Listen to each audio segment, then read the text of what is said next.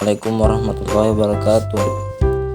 Nama saya Herul Anwar. Di sini saya akan membahas tentang teori dan konsep dasar keuangan Islam.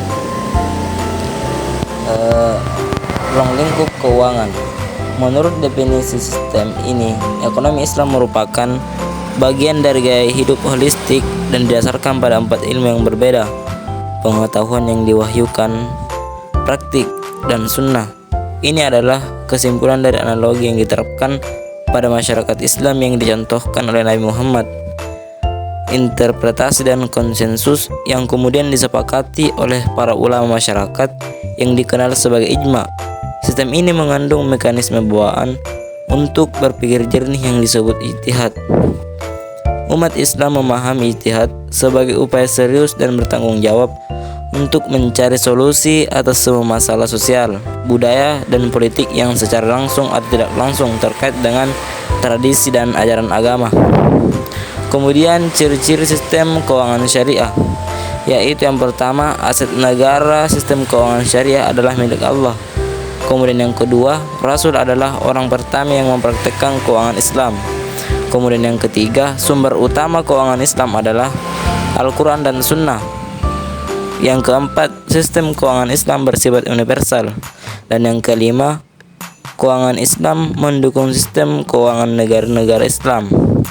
Kemudian selanjutnya, sistem keuangan Islam mengadopsi prinsip distribusi jasa sebagai sumber pendapatan pemerintah.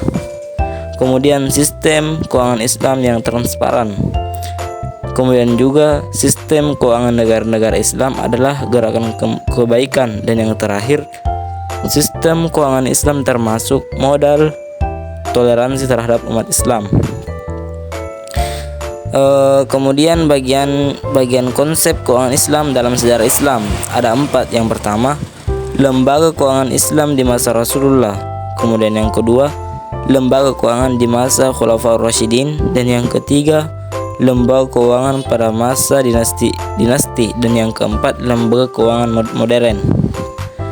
Kemudian prinsip maqasid syariah keuangan Islam. Maqasid syariah adalah tujuan yang diberikan oleh Allah dalam semua syariah atau hukum-hukumnya.